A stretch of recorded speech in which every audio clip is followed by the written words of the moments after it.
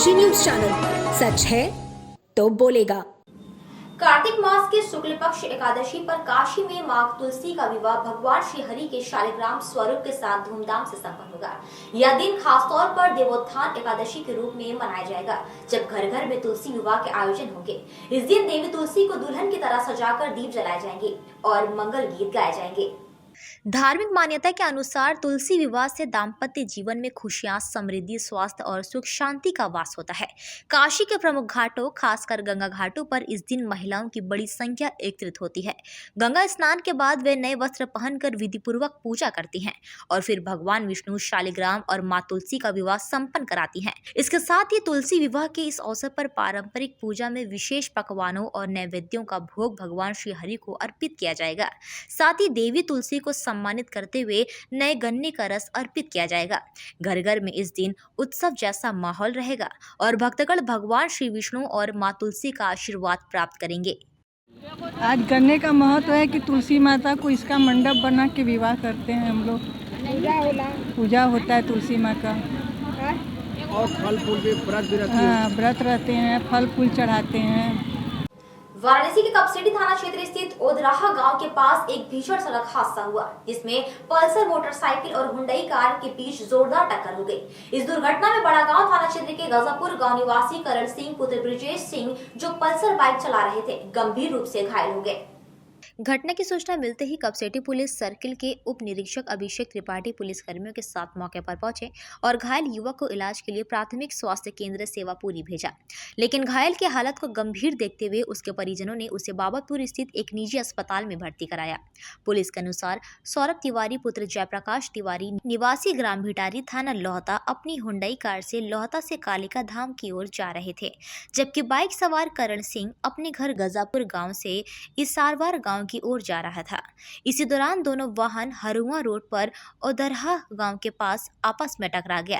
इस दुर्घटना के बाद कपसेटी पुलिस ने क्षतिग्रस्त हुंडई कार और पल्सर बाइक को कब्जे में लेकर आवश्यक कानूनी कार्रवाई की और दोनों वाहनों को थाने ले आई। पुलिस ने मामला दर्ज कर जांच शुरू कर दी है। वाराणसी के गंगा सेवा निधि द्वारा आयोजित देव दीपावली महोत्सव इस वर्ष ऐतिहासिक रूप से विशेष होगा, क्योंकि यह महोत्सव शौर्य की रजत जयंती के रूप में मनाया जाएगा। यह कार्यक्रम 15 नवंबर को दशाश्वमेध घाट पर विशाल रूप से आयोजित किया जाएगा, जिसमें आध्यात्मिकता और राष्ट्रवाद के संकल्प के साथ देश विदेश से लाखों श्रद्धालु और पर्यटक भाग लेंगे। कार्यक्रम की विस्तृत जानकारी देते हुए संस्था के अध्यक्ष सुशांत मिश्रा ने पत्रकारों को बताया कि यह महोत्सव पिछले 3 दशकों से अधिक समय से आध्यात्मिकता और राष्ट्रवाद के प्रति समर्पित है। विशेष रूप से इस बार गंगा सेवा निधि द्वारा एक संकल्प गंगा किनारे अभियान के तहत मां गंगा को स्वच्छ और निर्मल बनाए रखने का संकल्प लिया जाएगा। गंगा सेवा निधि द्वारा इस वर्ष के देव दीपावली महोत्सव में देश विदेश से आए श्रद्धालुओं और पर्यटकों से संकल्प दिलवाया जाएगा कि वे मां गंगा को स्वच्छ बनाए रखने में अपना योगदान दे। इसके तहत गंगा किनारे स्वच्छता और जल संरक्षण के लिए जागरूकता अभियान चलाया जाएगा। संस्था द्वारा 1999 के कारगिल युद्ध विजय की 25वीं वर्षगांठ पर आकाशदीप संकल्प का आयोजन किया जा रहा है, जो अमर बलिदानियों की याद में पूरे कार्तिक मास भर जलाए गए हैं। इस विशेष अवसर पर भगीरथ शौर्य सम्मान से भारत के अमर वीर योद्धाओं को सम्मानित किया जाएगा, जिनमें CRPF और NDRF के बलिदानियों सहित भारतीय थल सेना और रेलवे सुरक्षा बल के वीर सैनिक शामिल हैं। इस आयोजन में श्री पीयूष आनंद IPS महानिदेशक राष्ट्रीय आपदा मोचन बल, लेफ्टिनेंट जनरल अनिंद्य सेन गुप्ता, भारतीय थल सेना और सदगुरु श्री रितेश्वर जी, श्री आनंदम धाम ट्रस्ट वृंदावन समेत कई महत्वपूर्ण गणमान्य व्यक्ति उपस्थित रहेंगे। कार्यक्रम में संस्था के संस्थापक स्मृति श्रेष्ठ पंडित सत्येंद्र मिश्रा को श्रद्धांजलि अर्पित की जाएगी। देव दीपावली महोत्सव के दौरान प्रोफेसर रेवती साकलकर द्वारा गणपति वंदना और देशभक्ति गीतों की प्रस्तुति के बाद शंखनाद के साथ गंगा माता की महाआरती की जाएगी। इस अवसर पर लाखों दीपों से घाट जगमग होंगे। प्रख्यात गायक मोहन राठौर और उनकी टीम द्वारा सांस्कृतिक कार्यक्रम प्रस्तुत किया जाएगा। सुरक्षा की दृष्टि से गंगा सेवा निधि ने 24 CCTV कैमरे और 1000 स्वयंसेवकों की टीम को तैनात किया है। इसके अलावा राजकीय चिकित्सालय द्वारा चिकित्सकों की टीम और एम्बुलेंस की व्यवस्था की गई है, जबकि 11वीं वाहिनी NDRF द्वारा वाटर एम्बुलेंस की सुविधा उपलब्ध कराई जाएगी। देखिए, हर वर्ष की भांति इस वर्ष भी आध्यात्म एवं राष्ट्रवाद को संकल्पित और समर्पित गंगा सेवा निधि द्वारा दशाश्वमेध घाट प्रांगण में भव्य रूप से देव दीपावली महोत्सव का आयोजन किया जाना सुनिश्चित हुआ है, जो कि 15 नवंबर शुक्रवार को है। जिस क्रम में जो अमर जवान ज्योति की प्रतिकृति बनाई जाएगी, वहाँ पे जो हमारे सेना के भारतीय थल सेना, जल सेना, वायु सेना, CISF, RPF, NDRF, पुलिस के वरिष्ठ अधिकारियों द्वारा रीत चढ़ा करके शहीदों को समर्पित करके श्रद्धांजलि दे करके कार्यक्रम की शुरुआत होगी। और उसके बाद फिर आर्मी के 39 GTC का जो बैंड रहेगा, उनके द्वारा गार्ड ऑफ ऑनर और लास्ट पोस्ट दिया जाएगा शहीदों को। इस वर्ष अलग अलग विभाग के लगभग 8 शहीद के परिवारजनों को मरणोपरांत भगीरथ शौर्य सम्मान से अलंकृत किया जाएगा। और पूरे देव दीपावली की ये जो काशी के जो अर्धचंद्र आकार में जो ये जो घाट हैं, इन 84 घाटों पे जो है ये पर्व को बड़े ही हर्षोल्लास के साथ सजा करके मनाया जाता है, जो कि स्थानीय लोगों के और जिला प्रशासन के सहयोग से ये पूरा कार्यक्रम जो है वो संपन्न कराया जाता है। और देवरिया के सिरौली थाना क्षेत्र में छठ पर्व के दिन एक दिल दहला देने वाली घटना सामने आई है। निहाल सिंह नामक व्यक्ति की दिन दहाड़े बदमाशों द्वारा गोली मारकर हत्या कर दी गई। हत्या की घटना के बाद से पूरे इलाके में सनसनी फैल गई और पुलिस की कार्रवाई पर सवाल उठने लगे हैं। हत्या की वजह को लेकर पुलिस की जांच जारी है, लेकिन अपराधी अभी भी पुलिस की पकड़ से बाहर है। वारदात किसी पुरानी रंजिश को लेकर अंजाम दी गई। घटना के बाद आरोपी फरार हो गए और पुलिस अब उनकी तलाश में जुटी है। हालांकि 2 दिन बीत जाने के बाद भी पुलिस किसी भी आरोपी का पता नहीं लगा सकी है।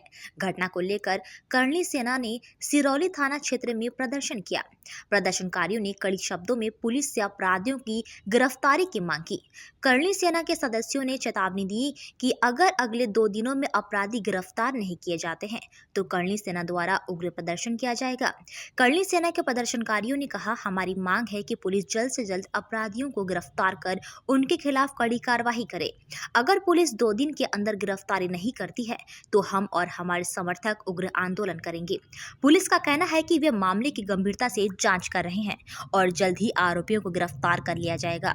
पुलिस ने यह भी कहा कि अपराधियों की गिरफ्तारी के लिए कई स्थानों पर छापेमारी की जा रही है और यह सुनिश्चित किया जाएगा कि उन्हें कड़ी से कड़ी सजा मिले।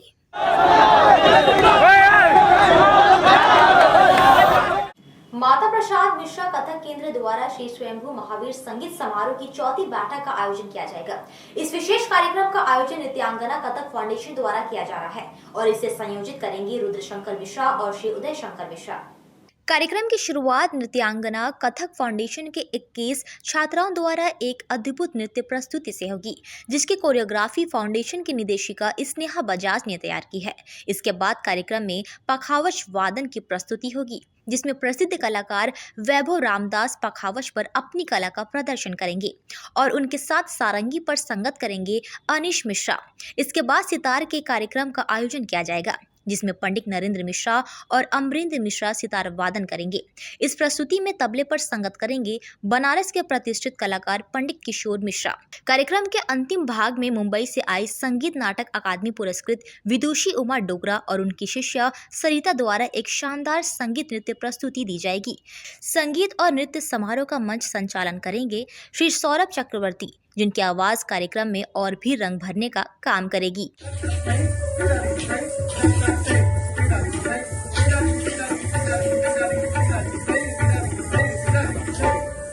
हो रहा है आज जो है वो हनुमान जी की वार्षिक श्रृंगार का ये आयोजन है, जो कि पिछले 4 वर्षों से हम कराते आ रहे हैं।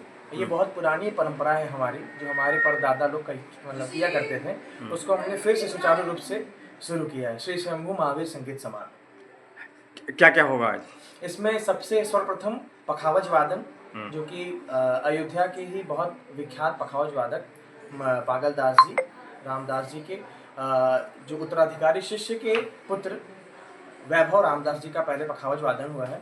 और फिर उसके बाद सितार डुएट हुआ है, जिसमें नरेंद्र मिश्र, अमरेंद्र मिश्र जी और तबले पे किशोर मिश्र जी थे। और लास्ट में बहुत ही विख्यात कथक नृत्यांगना उमा डोगरा जी, जो कि बम्बई से पधारी हैं, उनका कथक नृत्य हुआ।